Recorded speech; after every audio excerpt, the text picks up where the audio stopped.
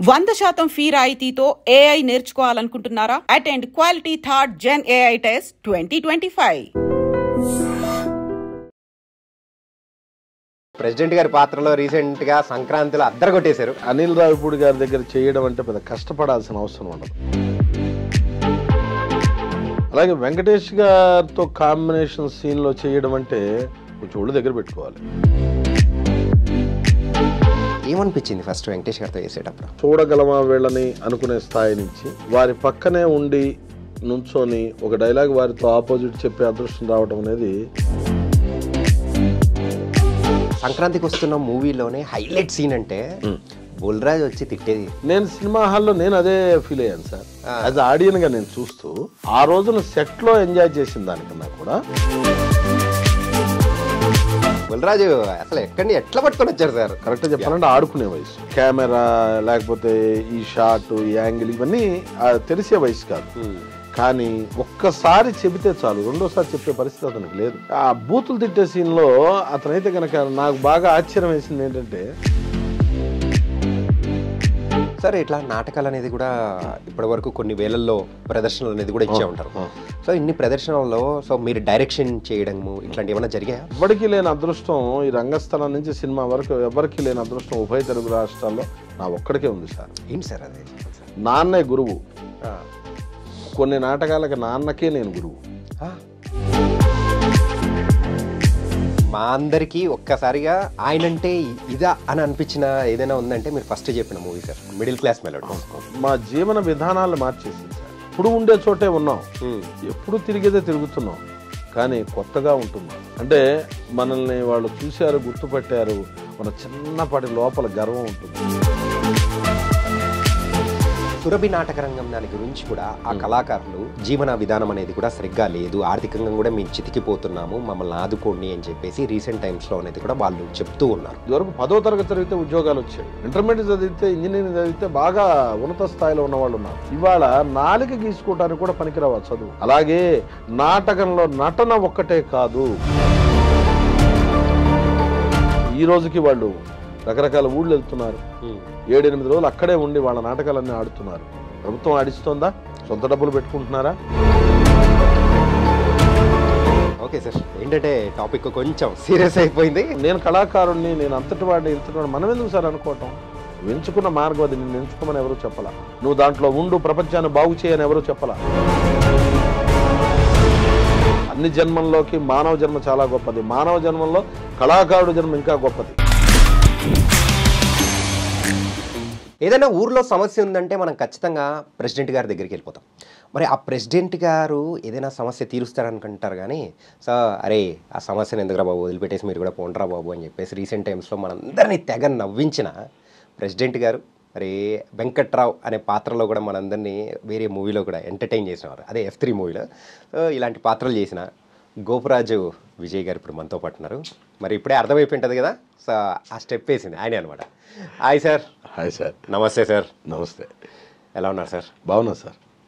Sir తనకైతే president గారి పాత్రలో రీసెంట్గా సంక్రాంతిలో అద్దరగొట్టేశారు. Thank you sir.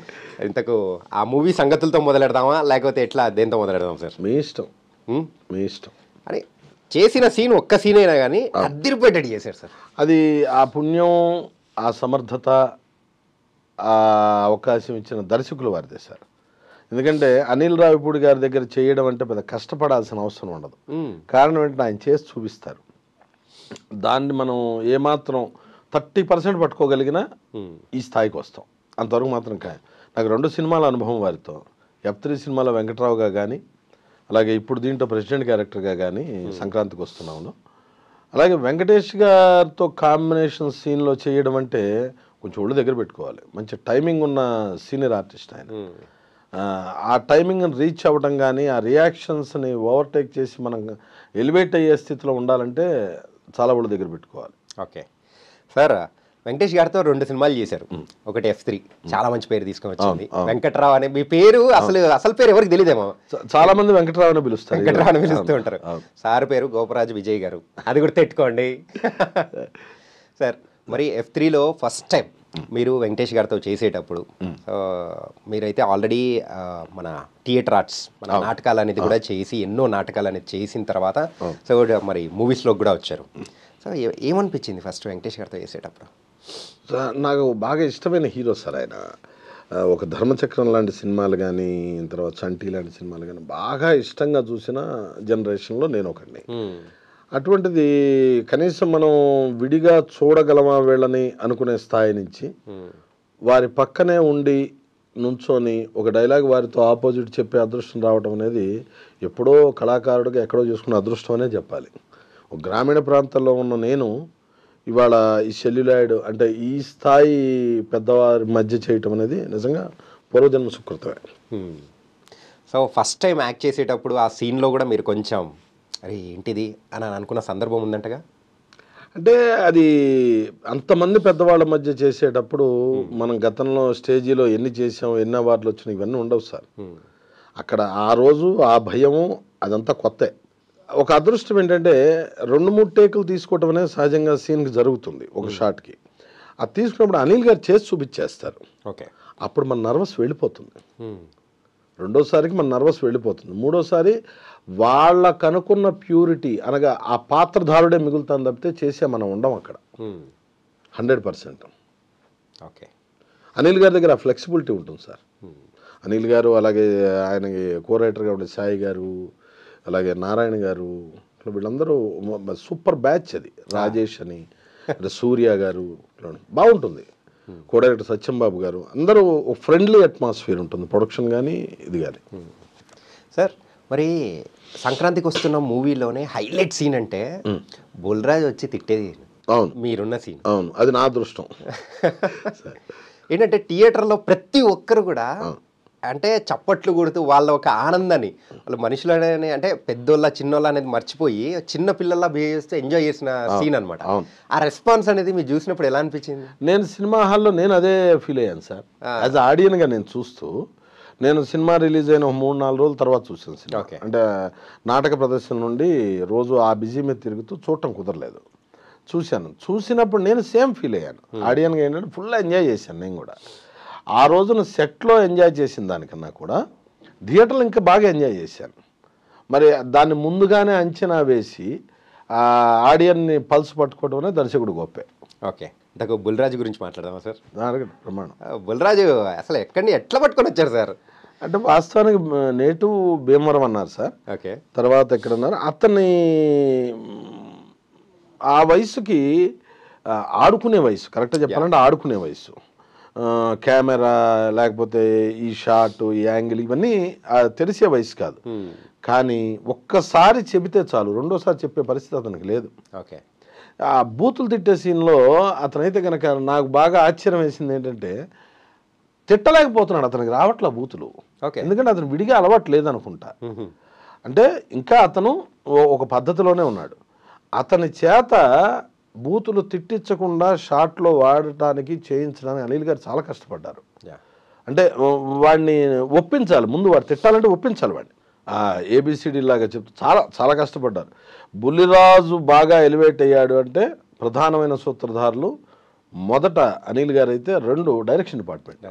వాడితో ఇంటరాక్షన్ బాగుండేవాళ్ళు ఆ పిల్లాడితో. నేను చేసిన 2 రోజులైనా ఆ పిల్లాడిని చిన్న పిల్లలందరినీ కమ్ముకొని ఉండేవాళ్ళు వీళ్ళందరూ. బాగుండేది అట్మాస్ఫియర్, నిజంగా ఫ్యామిలీలో ఉన్నట్టే ఉండేది షూట్ మనకి. ఓకే సార్, 2 days చేశారా సార్? పొలాచిలో 2 days చేశాను. తర్వాత మీటింగ్స్ ఇన్ హైదరాబాద్లో 2 days చేశాను. టోటల్ 4 days చేశాను. సో అంటే ఇందులో మీది కంప్లీట్గా ఒక్క సీనే కనిపించింది మాకు. 2 సీన్లు అంటే ఫస్ట్ మీకు ఆవిడ అరంగేట్రం సీన్ ఉంటుంది కదా స్టేజ్ మీద.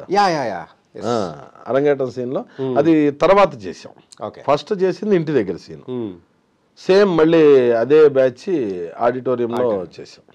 ఓకే, ఈ సీన్సే కాకుండా ఇంకా మేము చూడని సీన్స్ ఏమైనా ఉన్నాయా? లేవు సార్. అనిల్ గారు దాంట్లో ఎడిట్ అయ్యేది ఏమి ఉండదు.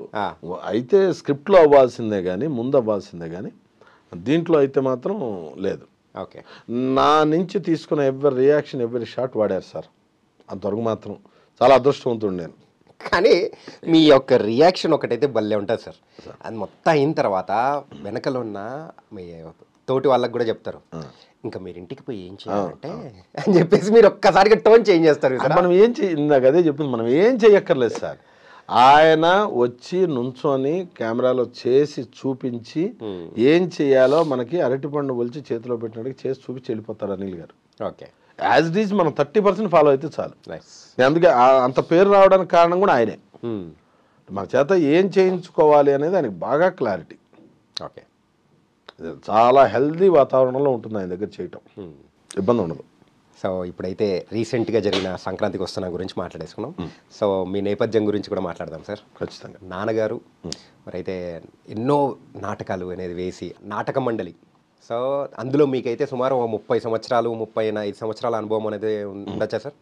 మరి ఇంత అనుభవం ఉండి అది కూడా నాన్నగారు గోపరాజు రమణ గారు. అవును. సో ఆయన కూడా ఇప్పుడు మంచి యాక్టర్. అవును. ఆయన కూడా మొన్న మా దానిలోనే ఇంటర్వ్యూ కూడా కంప్లీట్ అయింది, చూశాను అది కూడా. ఇప్పుడు కొడుకుగా మిమ్మల్ని చేయడం అనేది హ్యాపీగా ఉంది. సో ఇది ఎక్కడి నుంచి మొదలైంది ఏంటి అంటే కరెక్ట్గా చెప్పాలంటే నాన్నగారు వాళ్ళు ఇంట్లో రిహార్సల్ చేస్తూ ఉంటాం. ఆ నేపథ్యంతో ఇల్లు ఎప్పుడు కళకళలాడుతూ ఉండేది కళాకారులతో. నేను పుట్టింది 1977. అంటే నాకు ఊహ 81 నుంచి నాకు గుర్తులు ఉన్నాయి అన్నీ.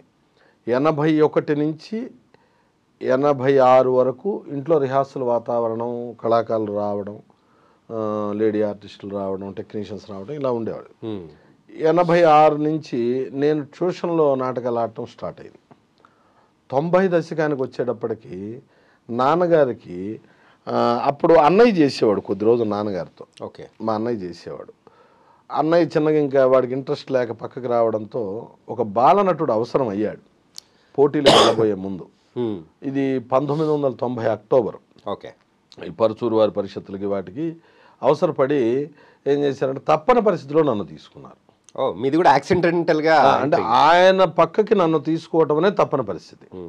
కానీ నన్ను కళాకారుడిగా ప్రోత్సహిస్తూనే ఉండేవాళ్ళు. అంటే ట్యూషన్లో 6వ తరగతి 7వ తరగతి వాటిలో యానివర్సరీకి చేస్తూ ఉంటాం, హై స్కూల్కి వచ్చిన తర్వాత కూడా చేస్తూ ఉంటాం. ఇవి చూసి ఎప్పుడూ అడ్డం చెప్పేవాళ్ళు కాదు. ఓకే, మా ఇంట్లో నాటకం ఆడద్దు అనే ప్రక్రియ లేదు, నటించద్దు అనే మాట లేదు. సహజంగా ఒక ఇంట్లో ఒకళ్ళు ఉంటారు, ఇద్దరు ఉంటారు. తాతల నుంచి చెప్పుకుంటూ వస్తే అందరూ కళాకారులు కావడంతో ఆక్షేపణ అనేది లేదు. ఓకే, కుటుంబం అందరూ సహకరించారు. అలా 90లో ప్రారంభమైన నేను స్టిల్ ఈ రోజుకి సాయంత్రం 6 గంటల దాకా షూటింగ్ చేసి 6 గంటలకి లొకేషన్లోంచి కారు అలాగే ఒక 300 కిలోమీటర్ల అవతల 350 కిలోమీటర్ల అవతల ఊరికి వెళ్ళి రాత్రి 11:30కి నాటకం ఆడి మళ్ళీ తెల్లారేటప్పుడు షూటింగ్కి వస్తున్నా ఇప్పుడు. స్టిల్ ఈ రోజుకి. సార్ ఎక్కడ సార్, ఏ ఊరు సార్? నాది తెనాలి సార్. తెనాలి దగ్గర కొలకలూరు. ఓకే, ఉండటం అక్కడే.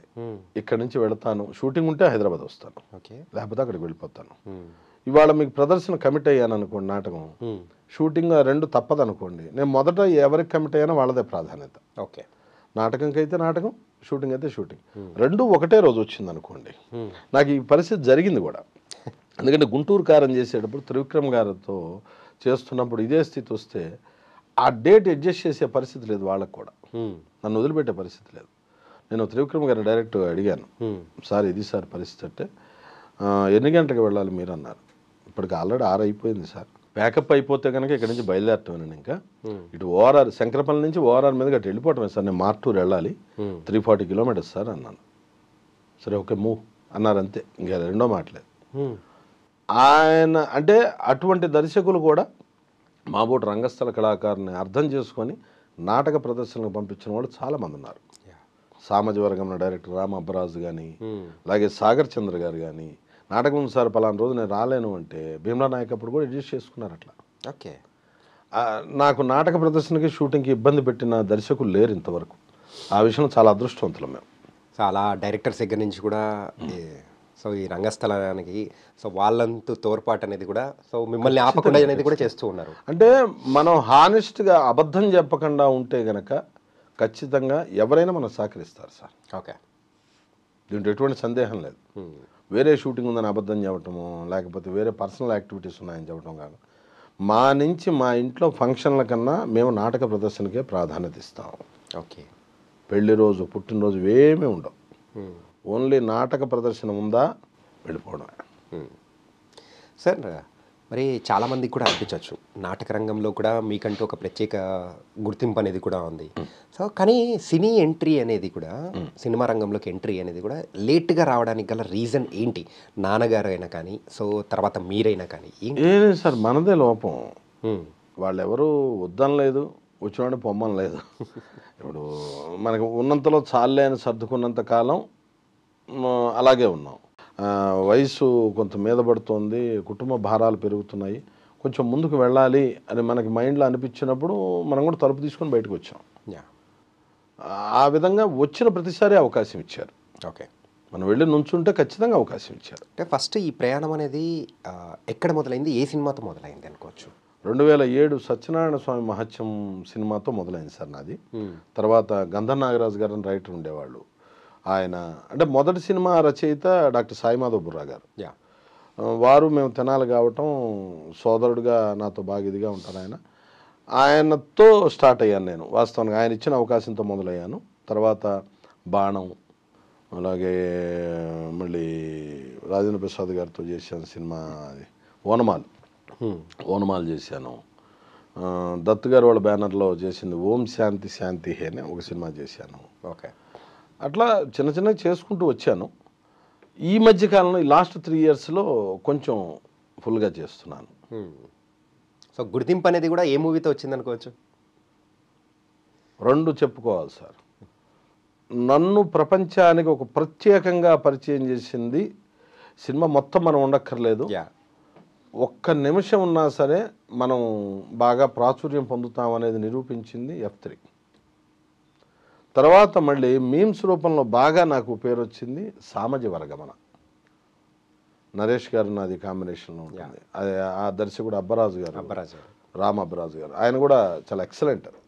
అంటే గమ్మత్తు ఏంటంటే వీళ్ళు ఎవరి ఆఫీసులకు నేను వెళ్ళా, అవి చేశానంటే వాళ్ళ పుణ్యమే, నాదేం లేదు. వాళ్ళే పిలిచారు, వాళ్ళే చేయించారు. అలాగే త్రివిక్రమ్ గారు అంతే.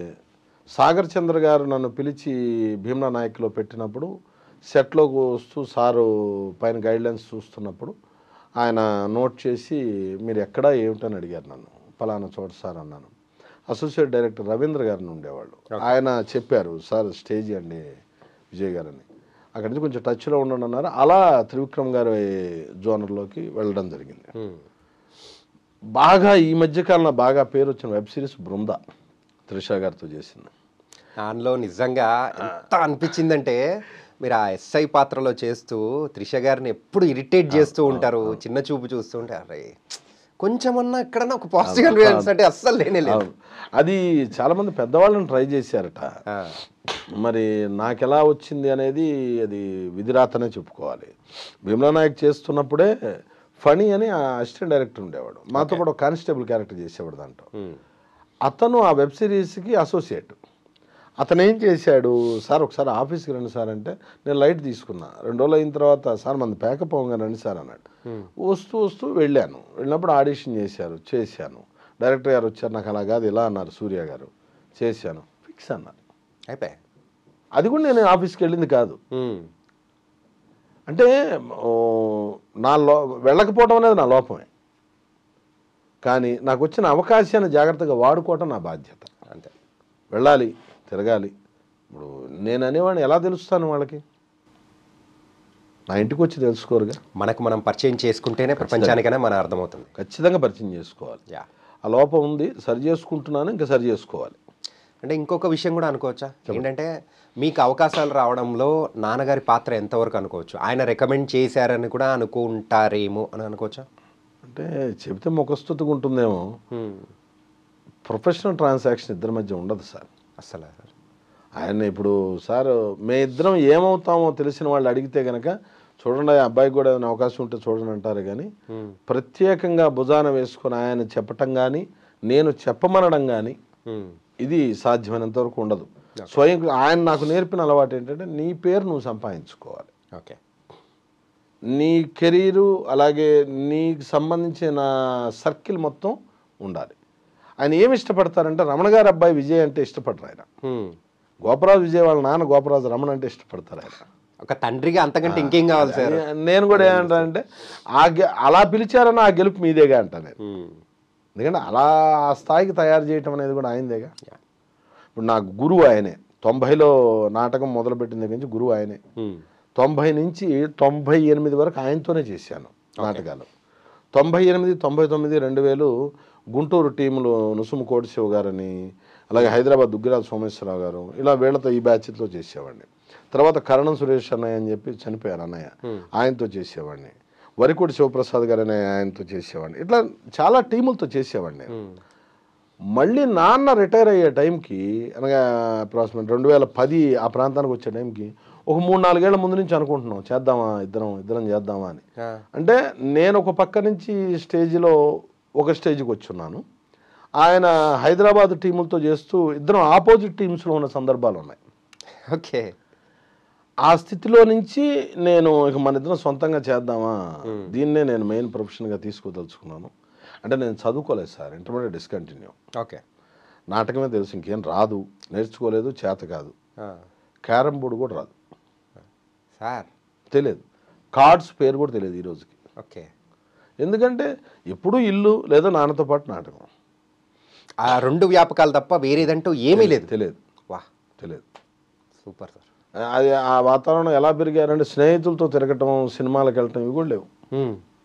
టీవీ చూస్తాను, ఎప్పుడు న్యూస్ చూస్తాను అంతే, సీరియల్స్ చూడటం కానీ ఏం లేవు. సార్, ఇట్లా నాటకాలు అనేది కూడా ఇప్పటి వరకు కొన్ని వేలల్లో ప్రదర్శనలు అనేది కూడా ఇచ్చే ఉంటారు. సో ఇన్ని ప్రదర్శనల్లో సో మీరు డైరెక్షన్ చేయడము ఇట్లాంటి ఏమైనా జరిగాయా? 2004 నుంచి ఇప్పటి వరకు స్టిల్ దర్శకుడుగా, నటుడుగా కొనసాగుతున్నాను. సో 2 పాత్రలు చేస్తూ మీరు ముందుకెళ్తారు. అసలు ఎవ్వడికి లేని అదృష్టం, ఈ రంగస్థలం నుంచి సినిమా వరకు ఎవరికి లేని అదృష్టం ఉభయ తెలుగు రాష్ట్రాల్లో నా ఒక్కడికే ఉంది సార్. ఏంటి సార్ అదే, చెప్పండి సార్. నాన్నే గురువు. కొన్ని నాటకాలకి నాన్నకే నేను గురువు. అలాగే తండ్రి కొడుకులుగా కథలో ఉన్న పాత్రలను చేస్తూ, కథలో తర్వాత ఏ పాత్రలుంటే ఆ పాత్రలోకి ఇద్దరం ఇమిడిపోతూ, వీళ్ళిద్దరూ ఒకటిగానే ఉన్నారే, బాడీ లాంగ్వేజ్ ఒకటిగా ఉందే అనే మార్క్ లేకుండా ఏ పాత్రలో ఉంటే ఆ పాత్రలు పోషిస్తూ, నేను రచయితగా ఉండి నేను రాసిన డైలాగులు ఆయన చెప్పిన సందర్భాలు ఉన్నాయి. అక్కడి నుంచి టీవీకి వచ్చిన తర్వాత నాకు ఇబ్బంది అయితే నాకు ఆయన డబ్బింగ్ చెప్పిన రోజులు ఉన్నాయి. ఓకే. ఆయనకి నేను డబ్బింగ్ చెప్పిన రోజులు ఉన్నాయి. స్టిల్ 24లో నాన్నగారికి బైపాస్ సర్జరీ జరిగితే ఒక నియర్లీ 4 to 5 మూవీస్ నేనే డబ్బింగ్ చెప్పాను సార్. అస్సలు మాకు డౌట్ కూడా రాలేదు సార్. ఈ అదృష్టం కూడా ఆయన ఇచ్చిందే. ఓకే. ఎందుకంటే స్వాగ్ మూవీ మొత్తం నేనే చెప్పాను. ఓకే. కమిటీ కుర్రాళ్ళు మొత్తం నేనే చెప్పాను. అంటే నాకు ఆ రోజున అనిపించింది ఏంటంటే, ఈయన హాస్పిటలైజ్డ్ అయ్యారు, కోలుకోవడానికి 2 నెలలు పడుతుంది. ఈ ప్రొడక్షన్స్ అన్ని ఎలా పోస్ట్ ప్రొడక్షన్ వర్క్ చేసుకుంటూ ఉంటారు, వీళ్ళు డబ్బింగ్కి మన పేమెంట్ మనకి ఇచ్చేసారు.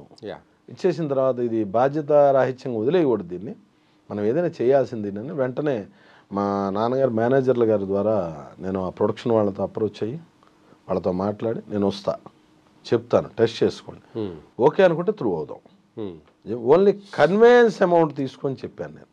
ఓకే. నేను వచ్చి డబ్బింగ్ చెప్పడానికి వచ్చేళ్ళే కన్వేన్స్, నాన్నకి ఇచ్చేసారు పేమెంట్ ఆల్రెడీ. మళ్ళీ దాన్ని సపరేట్ ఛార్జ్ చేయటం అనేది మాకు నేర్పల ఆ సంస్కృతి. అలా అంటే తండ్రితోనే జీవిత ప్రయాణం, అదే తండ్రికి మళ్ళీ డబ్బింగ్ చెప్పే ఇది ఎవరికి దొరకదు, అదృష్టం ఒకడికే దొరికింది. సార్, నాన్నగారు యాక్ట్ చేసిన మూవీస్లలో మీకు బాగా అనిపించిన మూవీ ఏంటి? మిడిల్ క్లాస్ మెలోడీస్ చాలా ఇష్టం. అలా gangs of Godavari negative shade బాగా చేస్తారు, బాగుంటుంది అది. అలాగే రంగబలి అది బాగుంటుంది. స్వాగ్ కూడా బాగా చేశారు. కానీ మా అందరికీ ఒక్కసారిగా అంటే ఆయనంటే ఇదా అని అనిపించిన ఏదైనా ఉందంటే మీరు ఫస్ట్ చెప్పిన movie sir, middle class melodies. అసలు అంటే మన సొంత ఏజ్లో ఎట్లుంటే అట్లే ఉంటారు అనమాట. ఆ సినిమా మా జీవన విధానాలు మార్చేసింది సార్. ఎప్పుడు ఉండే చోటే ఉన్నాం, ఎప్పుడు తిరిగేదే తిరుగుతున్నాం, కానీ కొత్తగా ఉంటున్నాం, కొత్తగా తిరుగుతున్నాం. అంటే మనల్ని వాళ్ళు చూశారు, గుర్తుపట్టారు, మన చిన్నపాటి లోపల గర్వం ఉంటుంది. ఇంతకుముందు ఎవరు గుర్తుపట్టినా, ఎవరు చూసినా కానీ, ఎవరు మాట్లాడిచ్చినా, ఎవరు మీరు ఆ సీరియల్ చేశారంటే అవునండి, మన డ్యూటీ మనం వెళ్ళిపోయేవాళ్ళం. ఇప్పుడు ఒక చిన్నపాటి గర్వంతో తిరుగుతున్నాం.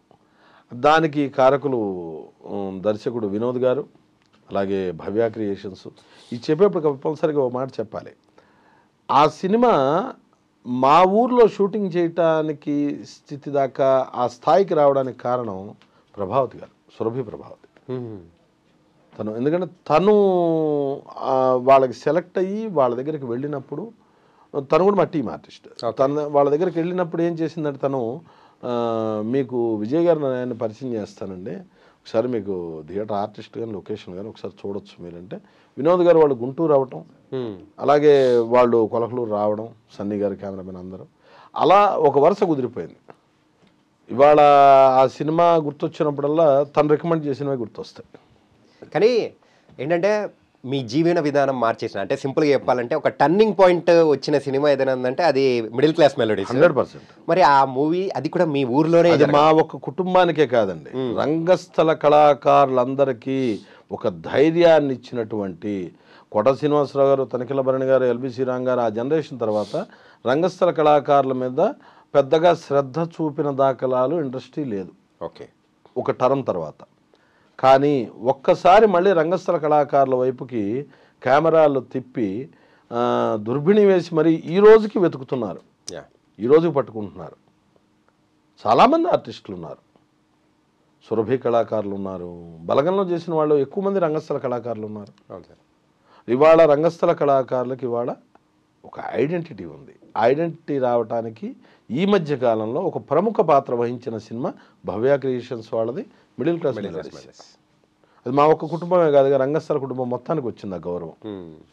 కాబట్టి ఖచ్చితంగా మేము వారందరికీ రుణపడి ఉంటాం ఆ విషయంలో. అంటే కాంతి తగ్గిపోతున్న సమయంలో, ఇంకా లేదు అయిపోయింది అని అనుకున్న సమయంలో మళ్ళీ పడి లేచిన కెరటంలాగా, సో రంగస్థలంలో ఉన్న వాళ్ళందరికీ మాత్రం ఇది మాత్రం బాగా ఒకటి సూపర్గా వచ్చింది సార్. ఖచ్చితంగా నైస్. ఇప్పుడు ప్రభావతి కానీ నాన్నగారు కానీ ఈ రోజున వన్ ఆఫ్ ద క్యారెక్టర్ ఆర్టిస్ట్గా లీడ్ చేస్తున్నారు అంటే వాళ్ళిద్దరూ స్టేజీ ఎంత దోహదపడిందో దాన్ని గుర్తించి ఇచ్చిన సంస్థలకు కూడా, అనగా సినిమా సంస్థలకు కూడా రంగస్థల కళాకారులు అందరి పక్షాన మేమందరం కృతజ్ఞతలు తెలుపుకుంటున్నాం. ఓకే, అంటే ఇద్దరు ఒక అగ్రనటులు, లేడీ ఆర్టిస్టులో తను, మేల్ ఆర్టిస్టులో అనే 2 శిఖరాలు. ఈ 2 శిఖరాలకి సరైన ప్లాట్ఫామ్ ఇచ్చారు ఇండస్ట్రీ వాళ్ళు. ఈ చరిత్ర ఇంకెక్కడికి పోదు. కాబట్టి రంగస్థల కళాకారులకి గుర్తింపు ఉంటుంది, ఆదరణ ఉంటుంది, ఇస్తారు సినిమా ఇండస్ట్రీ అంటానికి నిదర్శనం ఇటువంటి వాళ్ళు ఈ మధ్యకాలంలో 10-15 మంది ఉన్నారు. సార్ ఇందాక మీరు చెప్పేటప్పుడు కూడా కోట శ్రీనివాసరావు గారు, తనిఖీల భరణి గారు, సో వాళ్ళ తర్వాత రంగస్థల నటులను సో ఎక్కువగా అటువైపు కూడా చూడలేదు. ఇన్ఫ్యాక్ట్ చెప్పుకోవాలి అని చెప్పేసి మీరు అన్నారు. లోపం మాది కూడా అయి ఉండొచ్చు సార్. అంటే 1990s నుంచి 2010 వరకు ఆ మధ్యలో ఆ వాక్యూమ్, అంటే ఆ 20 yearsలో సో అక్కడ మిస్ అయింది ఏంటి? అంటే రంగస్థల నటులు రాకపోవడానికి గల రీజన్, ఈ మధ్య గ్యాప్ ఎందుకు వచ్చిందంటారా మీరు అనేది? ప్రయత్న లోపం ఒకటి సార్. మాధ్యమం వేగవంతమైంది. వేగం అయినప్పుడు ఆటోమేటిక్గా ఆ వేగాన్ని అందుకోగలిగిన శక్తి మన దగ్గర ఉండాలి. ఆ శక్తి ఉందో లేదో టెస్ట్ చేసుకోవాలి. దాన్ని పరీక్షించుకోకుండా నాకు లేదని ఆ కళాకారుడు ఆగకూడదు, వాడి దగ్గర లేదని వీళ్ళు ఆగకూడదు. ఓకే, ఒక అవకాశం ఇచ్చి చూస్తే వాళ్ళలో ఉన్న వేగాన్ని పరీక్షించవచ్చు. ఇది కొన్ని జీవితాలకు సంబంధించిన విషయం కాబట్టి అంత పరీక్ష చేసి ముందుకు వెళ్ళేంత పరిస్థితి వీళ్ళకి ఉండదు. వీళ్ళు తప్పు కాదు, వాళ్ళు తప్పు కాదు. ఒకసారి పరీక్షించుకున్నట్టయితే ఈ పాటికి దాదాపు 100 మంది ఉండేవాళ్ళు. అంతే, అంతమించి గ్యాప్ ఏం లేదు. రంగస్థలం గురించి మాట్లాడుకుంటే మెయిన్గా సో తెనాలి నుంచి కోవిడ్ ఈ యొక్క ప్రయాణం ఎలా జరిగింది? అది ఇంటర్నేషనల్ స్థాయిలో ఒక్క గోపరాజు విజయ్ జీవితంలో చెప్పుకోదగ్గ ప్రత్యేకమైన అంశం సార్ ఇది. ఓకే, తెలుగు కళా సమితి కువైట్ అని, కువైట్లో తెలుగు వారందరూ కలిసి తెలుగు కళా సమితి ఒక ఆర్గనైజేషన్ ఉంది. ఓకే, దాని నుంచి సినిమా సింగర్స్ని తీసుకెళ్ళి ఉగాది దసరాలప్పుడు మ్యూజికల్ నైట్స్ చేయటం కానీ, బాలు గారిని తీసుకెళ్ళి ఈవెంట్స్ చేయటం కానీ, ఇలాంటి చాలా ఈవెంట్స్ చేశారు వీళ్ళందరూ. ఆ క్రమంలో ఏం చేశారంటే వాళ్ళు, నాకు తెలిసి 2013-14 ప్రాంతంలో అనుకుంటా, విశాఖపట్నం నుంచి శివప్రసాద్ గారి టీము వాళ్ళని తీసుకెళ్ళి ముందు ఒక 3 నాటికలు ఆడిచ్చారు. ఎక్కడ? కువైట్లో.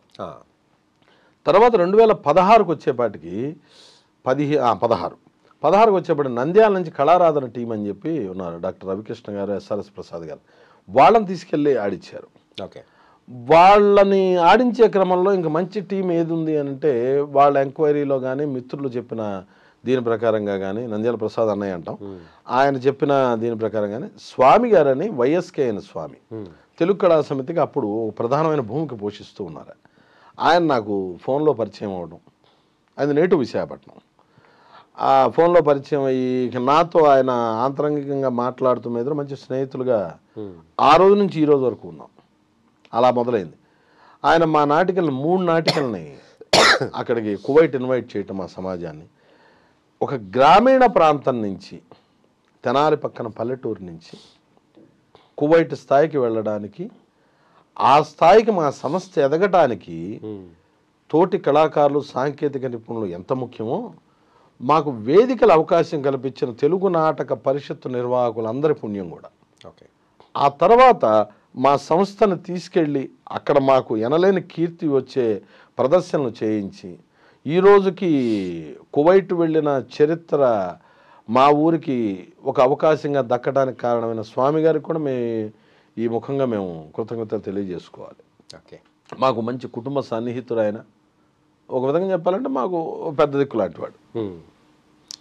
సార్, మనం ఇప్పుడు మాట్లాడుకున్నాం కదా సార్, నాటక రంగం అనేది ఆ కాంతి తగ్గుతున్న సమయం 1990s నుంచి 2010 అనుకోవచ్చు, అంటే ఇప్పటికీ. సో దాని మీద అంటే సినిమా రంగం అనేది కూడా వేగంగా పెరిగిపోయి అందరికీ ఆ మాధ్యమం అనేది కూడా బాగా ఎక్కించుకొని నాటక రంగం తగ్గిపోతున్న సమయంలో, ఆ సమయంలో అంటే ఇంట్లో పరిస్థితులు కానీ, సో ఆ ప్రదర్శనలు జరిగేది కానీ ఎలా ఉండింది? తగ్గాయా, పెరిగాయా, లేకపోతే ఇట్లుండింది? ఏం తగ్గలేదు సార్, అలాగే ఉంది. నేను ఈ రోజుకి నాటకం ఆడుతున్నానంటే తగ్గని కింద లెక్కేగా, తగ్గితే వెళ్ళనుగా. రోజుకి ఇక్కడ కొన్ని వేల రూపాయలు సంపాదించుకునే దీంట్లో ఒక మనిషి ఒక రోజు ఇక్కడ సంపాదించుకునే అమౌంట్ ఒక నాటికి ఆడితే ట్రూప్ మొత్తానికి ఆ అమౌంట్ వస్తుంది. సపోజ్ ఇక్కడ నేను ఒక 25,000 సంపాదిస్తాను అనుకోండి ఒక రోజుకి, ఒక నాటికి అక్కడ చేస్తే 15,000 ఇస్తారు, లేదా 20,000 ఇస్తారు. ఆ డబ్బులు అందరికీ వృత్తి కళాకారులుగా ఉన్న అందరికీ పంచాలి. అయినా సరే ఈ రోజుకి వెళ్ళి నాటకం ఆడుతున్నామంటే అర్థం ఏంటి? ఇప్పుడు నేను ఇవాళ షూటింగ్ చేశాను అనుకోండి, ఆ డబ్బులు నా ఇంటికే వస్తాయి. నా వరకు నేను హ్యాపీ, నా పిల్లలు హ్యాపీ, నా ఫ్యామిలీ హ్యాపీ. కానీ నాటకం ఆడితే ఆ డబ్బులు నలుగురికి వెళ్తాయి. ఓకే. నేను ఇవ్వలేను కదా, 25,000 రూపాయలు అందరికీ నేను ఇవ్వలేను కదా. వాళ్ళు ఉదారంగా తీసుకోరు కదా. కష్టపడి తీసుకోవడానికే, కష్టపడి చేయటానికే ప్రతి కళాకారుడు ఇష్టపడతాడు. అయాచితంగా వచ్చే డబ్బుని తీసుకోవడానికి మనస్కరించదు వాడికి కూడా. ఓకే. కాబట్టి నాటకం ఈ రోజుకి అలా ఉంది అంటే ఖచ్చితంగా మీరు గమనించండి, రాష్ట్రంలో ఉన్న పరిషత్తులన్నిట్లో, పరిషత్తులు మీన్స్ మా భాష, అది నాటక పోటీల వేదిక అంటే, ఆ పరిషత్తుల ప్రతి ముగింపు సభకి లేదా ప్రారంభ సభకి ఒక సినీ ప్రముఖులు ఉంటారు సార్. క్రేజ్ కోసం కాదండి, వాళ్ళు కూడా ఇంట్రెస్ట్కి వస్తారు. అనిల్ రావిపూడి గారు వస్తారు, అలాగే ఆయన మన నగేష్ గారు డైరెక్టర్ గారు ఆయన వస్తారు.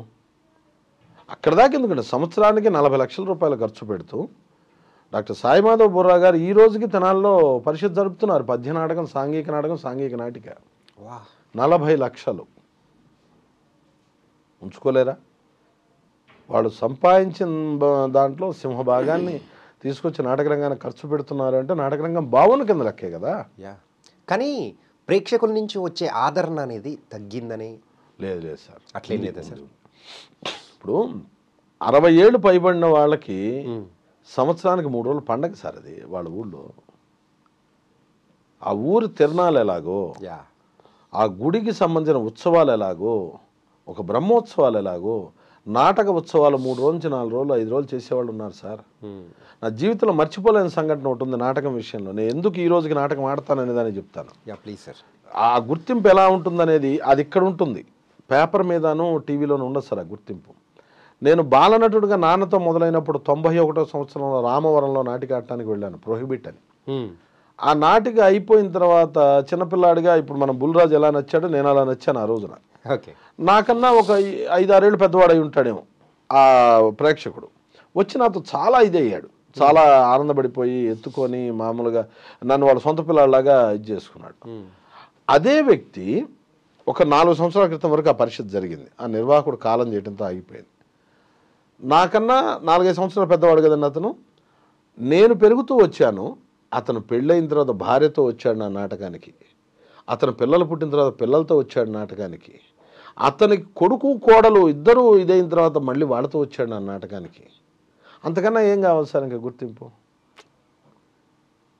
నేను బాలనటుడిగా స్టార్ట్ అయిన దగ్గర నుంచి అతనికి పిల్లలు పుట్టి మనవాళ్ళని కూడా తీసుకొని వచ్చి నాటకం ఇదిగో విజయ్ గారని అంటే పెద్దవాడు అయిపోయాడు ఆయన కూడా అప్పటికి. ఒక తెలియని సాటిస్ఫాక్షన్ అనేది ఇక్కడ కదా సార్, వర్ణనాతీతం సార్, చెప్పలేము అది.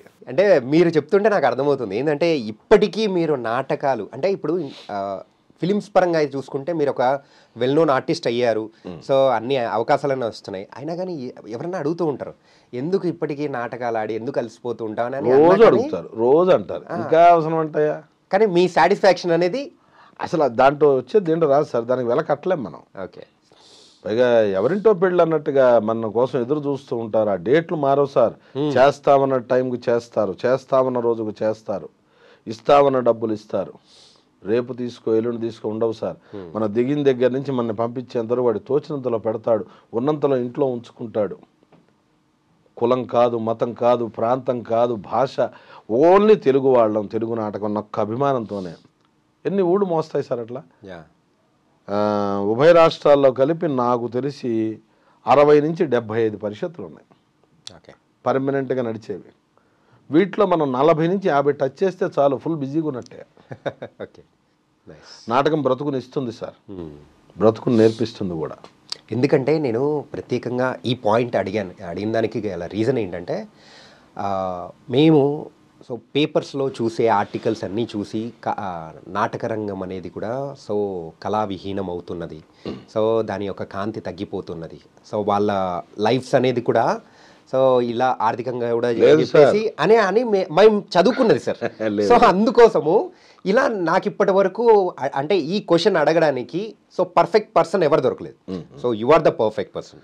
అందుకోసం నేను కూడా చెప్పడానికి అర్హుండనే భావిస్తాను. ఎందుకంటే 36 సంవత్సరాలు పోటీ నాటక ప్రపంచంలోకి వచ్చి నేను బాలనటుడు స్థాయి నుంచి ఇవాళ ఒక టీంని మెయింటైన్ చేస్తూ నేను నా ఉనికి చాటుకునే పరిస్థితి నాకు ఉన్నా నేను వెళ్ళి ఆ నాటకానికి నా వంతుగా నేను ఏదో చేయాలని తిరుగుతున్నాను.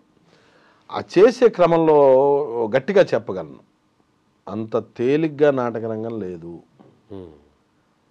కాకపోతే వృత్తిగా తీసుకొని చేయడానికి బలం చాలకపోవచ్చు. ఓకే, ఇప్పుడు మీ ఇల్లు మీరు పోషించుకోవడానికి ప్రభుత్వ సహకారం మీకు కావాలండి? అవసరం లేదు. అసలు మీ వల్ల ప్రభుత్వానికి ఉపయోగం జరుగుతుంది, కానీ ప్రభుత్వంలో మీకు కలగాల్సిన ఉపయోగం ఏంటి? మీ ఇంట్లో బాగా చదువుకొని ఉంటే మీ పిల్లలకు ఉద్యోగాలు రావాలి, చదువుకోకపోతే ప్రభుత్వం ఏం చేస్తుంది? అలాగే కళాకారుడికి ప్రభుత్వం ఏమి చేయాలని ఆశించకూడదు సార్. ఓకే, ఎందుకంటే కళాకారుడు కూడా సామాన్య ప్రజల్లో ఒక ప్రజ, ఆ దృష్టిలో పెట్టుకోవాలి. నేను ప్రత్యేకం అనుకోకూడదు కళాకారుడు, నేను అతీతం వీళ్ళందరికన్నా, నాకు సపరేట్గా ఏది, నాకు సపరేట్ ఐడెంటిటీ ఏది, నాకు రాయితీ కావాలి. దేనికి ఇవ్వాలి రాయితీ? ఎందుకు ఇవ్వాలి రాయితీ? అంటే ఈ యొక్క స్టేట్మెంట్స్ అనేది కూడా చాలామందికి కొంచెం ఇంపుగా ఉండకపోవచ్చేమో. ఉండొచ్చు. నేనేమంటానంటే అందరితో పాటు నీకు వైట్ రేషన్ కార్డు ఇస్తున్నారు నీ ఆర్థిక స్థితిని బట్టి. ఓకే, అందరితో పాటు 60 దాటితే నీకు వచ్చే పెన్షన్ నీకు వస్తుంది. ఇక ప్రత్యేకత ఏంటి అసలు? కళాకారుడు గొప్పవాడే, ఏ పనిలో వాడు ఆ పనిలో గొప్పవాడే. కళాకారుడుగా పుట్టడం వరం, మిగతా అందరూ నువ్వు ఫీల్ అవ్వాలి వరంగా. ఓకే, నువ్వు కళాకారుడిగా పుట్టడం ఎదుటోడు వరంగా ఫీల్ కాకూడదు. నువ్వు వరంగా ఫీల్ అయ్యి నీ డ్యూటీ నువ్వు చేసేయి. నాటకానికి ఆదరణ తగ్గటం కానీ, ఆర్థికపరమైన ఇబ్బంది ఎదుర్కోవటం అనేది కానీ ఇప్పుడు ప్రవృత్తిగా తీసుకొని నువ్వు దాన్ని యావిగేషన్ కొనసాగిస్తే ఎక్కడా నష్టం ఉండదు. అదే వృత్తిగా అనుకుంటే ఆటుపోట్లు ఎదురవుతాయి. ఏ రంగంలో లేదండి అప్ అండ్ డౌన్స్. ఒక నెలకి ఇంటికి 30,000 సరిపోతాయి, ఒక ఇంట్లో 3,000తోనే బ్రతికేవాడు ఉన్నాడు. ఒక సున్నా తేడానే మనం అనుకునేది, కానీ జీవన విధానం ఎంత తేడా ఉంటుంది. మనం బతికే విధి విధానంలో తేడా వస్తుంది. మన మైండ్ సెట్. సార్ మీరు ఇన్ని మాట్లాడుతున్నారు కదా, సో సురభి నాటక రంగం దాని గురించి కూడా ఆ కళాకారులు సో మా ఒక జీవన విధానం అనేది కూడా సరిగ్గా లేదు, ఆర్థికంగా కూడా మేము చితికిపోతున్నాము, మమ్మల్ని ఆదుకోండి అని చెప్పేసి రీసెంట్ టైమ్స్లో అనేది కూడా వాళ్ళు చెప్తూ ఉన్నారు. సో నాటక రంగం గురించి మీరు ఆల్రెడీ అందులో నిష్ణార్థులు కాబట్టి, సో దీని గురించి మీరేమంటారు? మీరైతే లేదు కాదు అని అన్నారు, కానీ వాళ్ళ దగ్గర నుంచి అయితే మేము చాలా ఇబ్బందులు పడుతున్నాము, మమ్మల్ని బిహెచ్ఎల్ దగ్గర ఇచ్చారు కానీ మమ్మల్ని పట్టించుకునే వాళ్ళు లేరు అని చెప్పేసి వాళ్ళ బాధను అనేది కూడా వెళ్ళగక్కుతున్నారు. సో దీని గురించి మీరేమంటారు? ఒక సగటు ప్రజ ఎవరికైనా సరే ఉండటానికి నీడ లేదు, తినడానికి తిండి లేదు అంటే ప్రభుత్వం అడుగు స్థలం కానీ రూపాయి పెన్షన్ కానీ ఇస్తుందా? ఇవ్వదు. అలాంటి వాళ్ళు ఎన్ని కోట్ల మంది ఉన్నారు మన ప్రపంచంలో. కానీ సురభి కళాకారులకి వంశపారంపర్య చరిత్ర ఉంది కాబట్టి మీరన్న బిహెచ్ఎల్లో లింగంపల్లి ఏరియాలో సురభి కాలనీగా ఒక్కొక్కరికి 140 గజాల ఇళ్ల స్థలం ఇవ్వడం జరిగింది. ఎందుకు ఇచ్చారు ఆ రోజున? మీకు ఉండటానికి సంచార ప్రక్రియలో తిరుగుతున్న మీరు ఒక చోట ఉండటానికి మీకు నివాసం ఏర్పరచుకొని ఇక్కడి నుంచి తిరగండి అని ఇచ్చారు. ఈ రోజున ఆ 140 గజాల్లో ఇళ్ళు వేసుకొని ఉన్నవాళ్ళు, ప్రభుత్వానికి కృతజ్ఞతగా ఉన్న కళాకారులు ఎందరో ఉన్నారు అక్కడ. వాళ్ళ అవసరాలకి వాళ్ళ పరిస్థితులకి దాన్ని అమ్మేసుకొని బయటికి వెళ్ళిపోయి మళ్ళీ మొదటి స్థితికి వచ్చిన వాళ్ళు ఉన్నారు. ఓకే, నేను వారి గురించి మాట్లాడే అర్హత వయసు నాకు ఉందో లేదో అనేది నేను అంత కరెక్ట్ అనలేను. కానీ నేను చూస్తున్న గత 20 సంవత్సరాలలో ఇంతకుముందు ఉమ్మడి కుటుంబంగా ఉన్నప్పుడు ఒకటే గదిలో అందరం పడుకునేవాళ్ళం. కాలమాన పరిస్థితుల ప్రకారంగా మార్పు చెందుతూ వచ్చిన తర్వాత ఇది నీ గది ఇది నా గది అని ఎలా అయితే మనం దానికి తగ్గట్టుగా మన సంపాదనలు మన వసతులు ఎలా ఏర్పరచుకుంటూ వచ్చామో అలాగే నాటకం ఒకనాడు మనల్ని పోషించింది కదా అని జీవితకాలం అది మనకి దారి చూపిస్తుంది అని దాని దగ్గరే కూర్చోవడం అనేది తప్పు. ఓకే, ఇదివరకు 10వ తరగతి చదివితే ఉద్యోగాలు వచ్చేవి, ఇంటర్మీడియట్ చదివితే ఇంజనీరింగ్ చదివితే బాగా ఉన్నత స్థాయిలో ఉన్నవాళ్ళు ఉన్నారు. ఇవాళ నాలుక గీసుకోవటానికి కూడా పనికిరావు చదువు. అలాగే నాటకంలో నటన ఒక్కటే కాదు, ఇంతకుముందు వాళ్ళు ఎవరు చదవలేదండి. ఆ కళాకారులు సీనియర్ కళాకారులు ఎవరు చదవలేదు కాబట్టి నాటకం మీద ఆధారపడ్డారు. కానీ వారి పిల్లలు చదివారు, ఇవాళ ఓకే మంచి పొజిషన్స్లో ఉన్నారు. మనము అంగవైకల్యంతో ఉన్నవాడిని చూపించి వికలాంగుల పరిస్థితి ఏమిటి అని మాట్లాడకూడదు. బాగున్నవాడిని కూడా అదే ఇంట్లో బాగున్నవాడిని కూడా చూపించి అదే తల్లిగా కన్నది. అవును, వీడికి లోపం ఎందుకు జరిగింది వీడికి లోపం ఎందుకు జరగలేదంటే తల్లి ఏం చేయదండి, దానికి మన స్వయంకృతం ఉంటుంది. నాకు తెలిసి ఏంటంటేనండి, సురభి నాటకానికి గౌరవం ఆదరణ గతము ప్రస్తుతము భవిష్యత్తు ఎప్పుడూ ఉంటుంది. ఓకే, ఆ 3 అక్షరాలు చెప్పుకుంటే చాలు జీవితం ధన్యం. మేము ఫీల్ అవ్వచ్చు, మేము సురభి కళాకారులం కాదు, నిజంగా ఫీల్ అవ్వాలి మేము. ఎందుకంటే ఆ సురభి అనేది కనుక మాకుంటే ఇంకొంత గుడ్ విల్ మాకు ఇంకొంచెం ముందుకు వెళ్ళేవాళ్ళమేమో. ఆ 3 అక్షరాలు ఉన్న వాళ్ళు వాళ్ళ లేమితనం అనేది ఆర్థిక పరిస్థితులు అనేది మారిన ప్రపంచంలో మెరుగుపరుచుకోలేకపోయిన జీవన విధానమే కానీ ప్రభుత్వం వాళ్ళని గుర్తించకపోవటం అంటే ఏం లేదండి. ఓకే, ఖాళీగా ఉన్న ప్రదేశాలని గవర్నమెంట్ ఇళ్ల స్థలాలుగా ఇచ్చి ఇవాళ అది సిటీలో హార్ట్ ఆఫ్ పార్ట్ అయింది. ఏం చెప్తారు దానికి? మన కష్టం మనం పడుతూ మన ప్రయత్నం మనం చేయాలి. నేనైతే కనుక పూర్తిగా ఏకీభవించలేను ఆ విషయాన్ని. నాకు తెలిసినంతలో బాగున్నారు, అందరూ బాగున్నారు, వాళ్ళ కష్టం ఈ రోజుకి వాళ్ళు రకరకాల ఊళ్ళు వెళ్తున్నారు, 7-8 రోజులు అక్కడే ఉండి వాళ్ళ నాటకాలన్నీ ఆడుతున్నారు. ప్రభుత్వం ఆడిస్తోందా? సొంత డబ్బులు పెట్టుకుంటున్నారా? మీరు తయారైన బృందం మొత్తం లారీనో బస్సో ట్రైనో ఏదోటి వేసుకొని వెళుతున్నారు. పైగా ఇవాళ కేంద్ర ప్రభుత్వం మీకు పెన్షన్స్ ఇస్తోంది సీనియర్ కళాకారులకి. అలాగే నీది ఒక సంస్థ ఉంటే కనుక ఆ సంస్థకి గురువుకింత శిష్యులకింత అని రిపర్టరీ పేరుతో గ్రాంట్ ఇస్తోంది.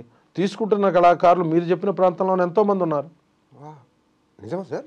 నెలకి 10,000 రూపాయలు ఒక కళాకారుడికి నువ్వు పనిచేసే క్రమంలో తీసుకుంటున్న కళాకారులు ఎంతమంది ఉన్నారు? ఏ కళాకారుడు మిగతా జనంలో ఎవరికి వస్తుంది చెప్పండి? కళాకారుడు తను గొప్పవాడు అనుకోకూడదు సార్, కళాకారుడు గొప్పవాడిని ఎదుటివాడు చెప్పాలి. ఓకే, అన్ని జన్మల్లోకి మానవ జన్మ చాలా గొప్పది, మానవ జన్మల్లో కళాకారుడు జన్మ ఇంకా గొప్పది. అది ఎదుటివాడు ఫీల్ అవుతాడు, వాడు నమస్కరిస్తున్నాడు. మనకు మనం నేను కళాకారుడిని, నేను అంతటి వాడిని ఇంతటి వాడిని మనం ఎందుకు సార్ అనుకోవటం? నువ్వు ఎంచుకున్న మార్గం అది, నిన్ను ఎంచుకోమని ఎవరూ చెప్పలా. నువ్వు దాంట్లో ఉండు, ప్రపంచాన్ని బాగు చేయని ఎవరూ చెప్పలా. ప్రపంచం చెడిపోయింది అనుకో, నువ్వు బాగు చేస్తున్నావు అనుకున్న అపోహలో నువ్వు ఉండకు.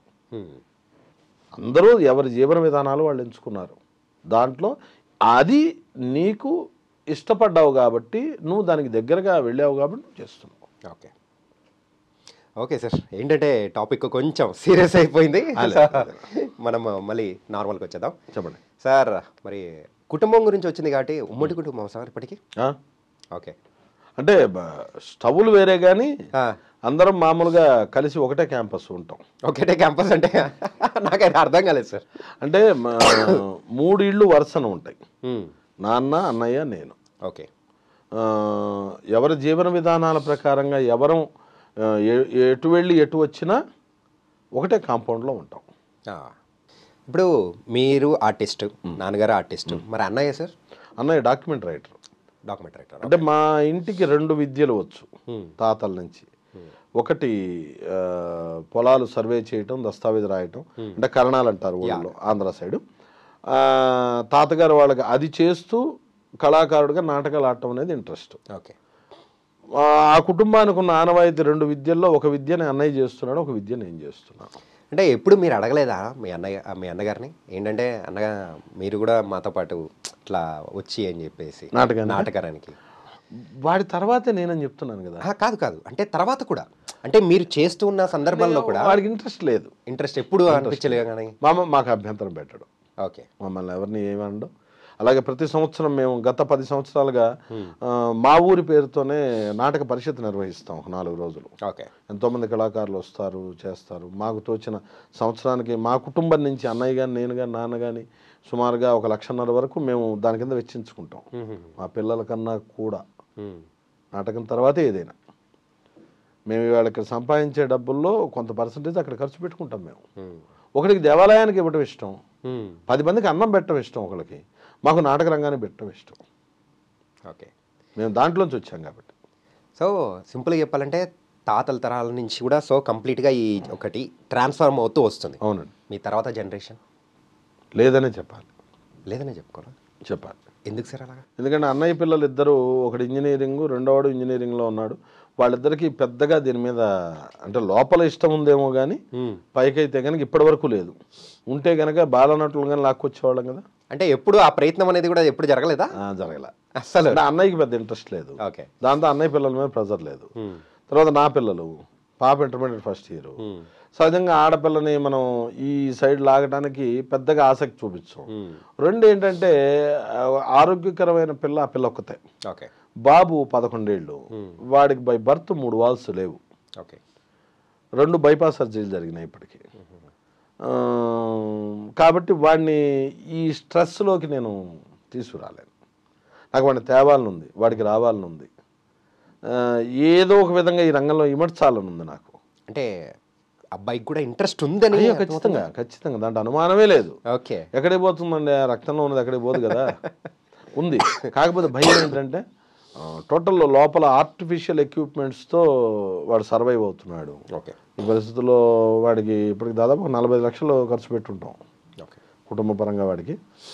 అదే మాకు మెయిన్ కొంచెం బాధగా ఉంటుంది.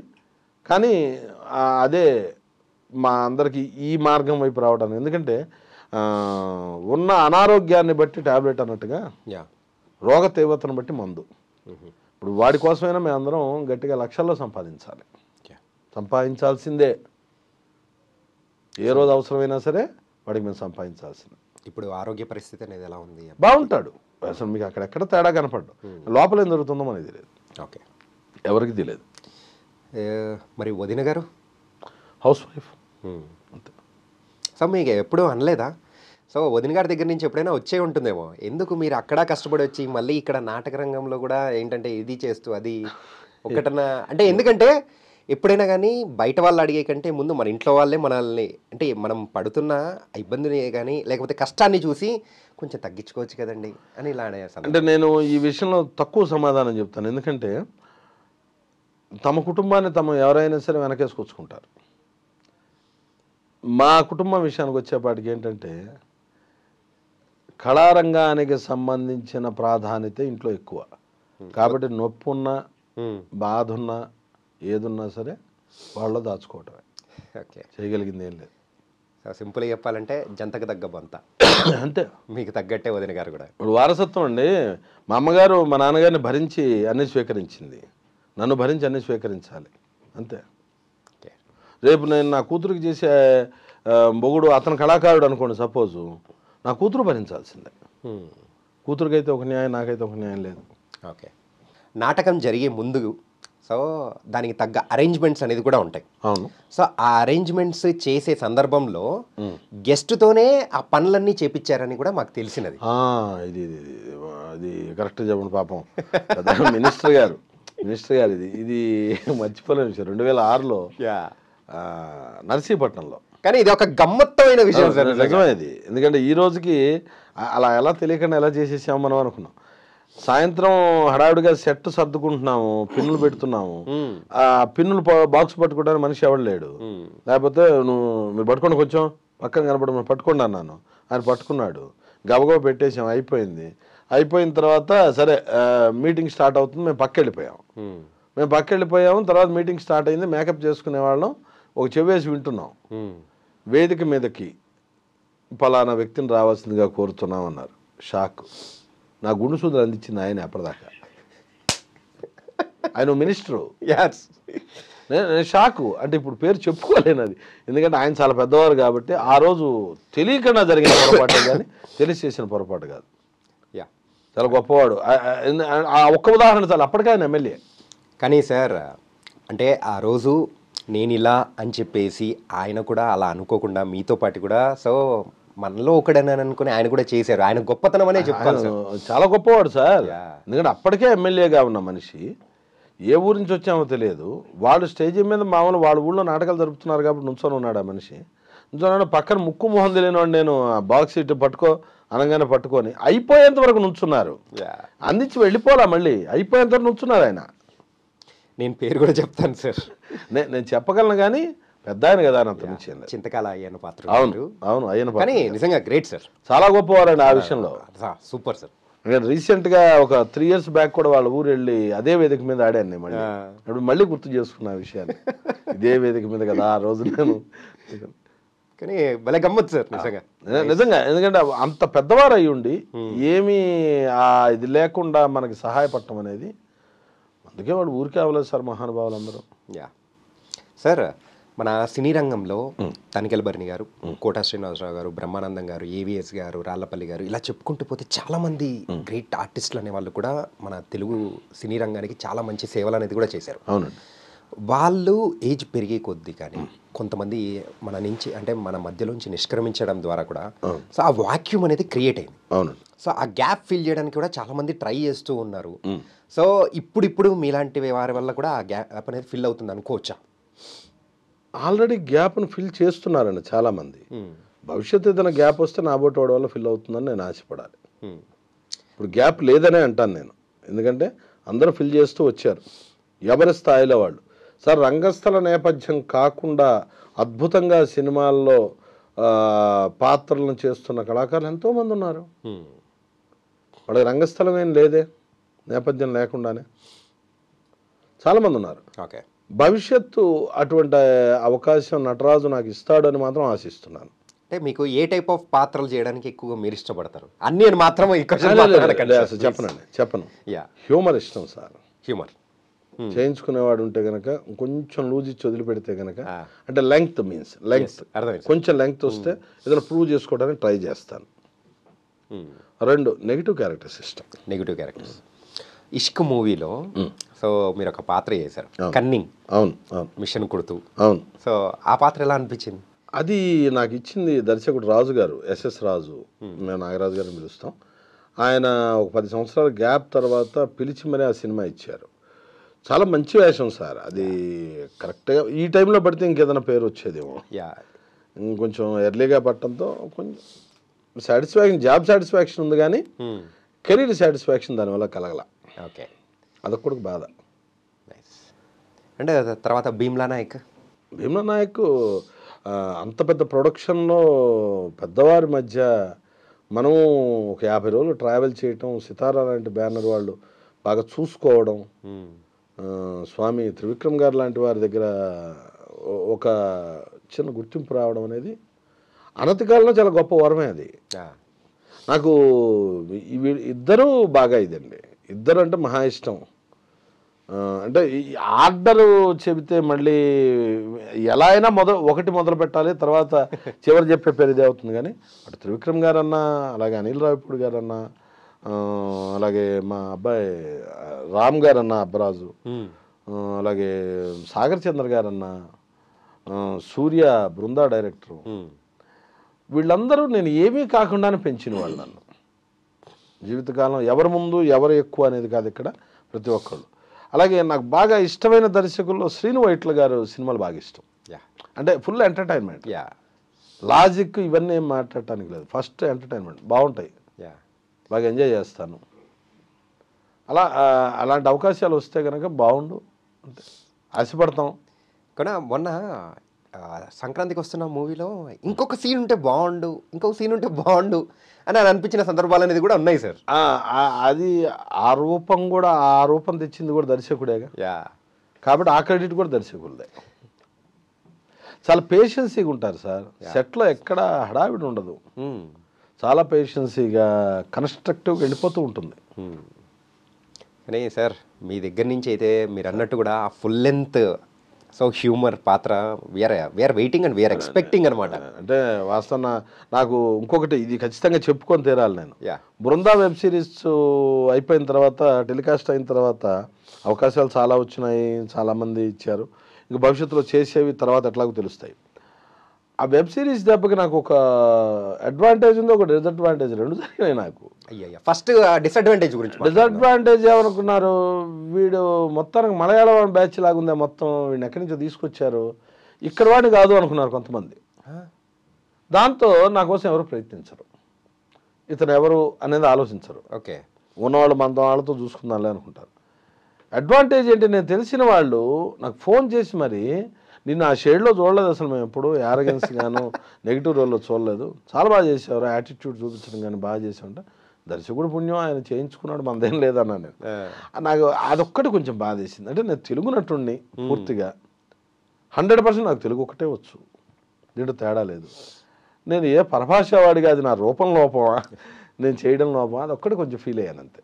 ఓకే, సో ఇప్పటికైనా ఐ డ్రీమ్ వారి ముఖంగా నేను చెప్పేది ఏంటంటే, నేను తెలుగు వాడిని, పక్కా తెలుగు, మా విజయ్ గారు పక్కా తెలుగు వారు, అది గుర్తుపెట్టుకోండి డైరెక్టర్స్ ఎవరైనా చూస్తున్న వాళ్ళందరూ. అవకాశం ఉన్నవాళ్ళు మీకు తగ్గట్టుగా నా చేత వేషాలు చేయించుకోవచ్చు. Okay, nice sir. అండ్ తర్వాత ఇప్పుడు మీ దగ్గర నుంచి రాబోతున్న ప్రాజెక్ట్స్ ఏంటి, ఏ ప్రాజెక్ట్స్ చేస్తున్నారు?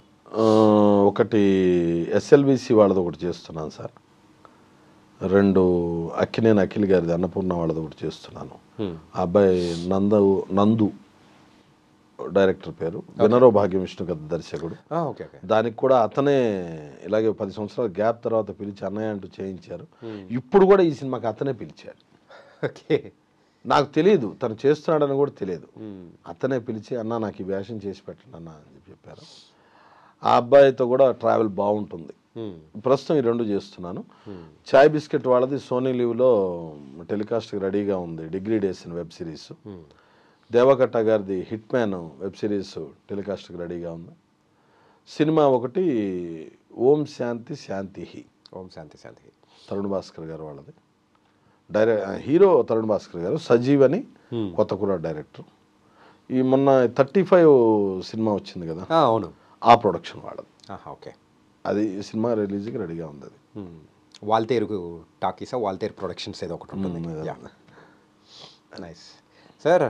మీరు ఏజ్ సుమారు 48 అలా ఉంది. 48. సో ఇంత ఫిట్గా ఉండడానికి ఫుడ్ ఏంటి, ఆ రెస్ట్రిక్షన్స్ ఏంటి? ఈవెన్ నాన్నగారు కూడా 73, 74, కానీ ఫుడ్ పరంగా కానీ ఎట్లుంటుంది ఏంటి?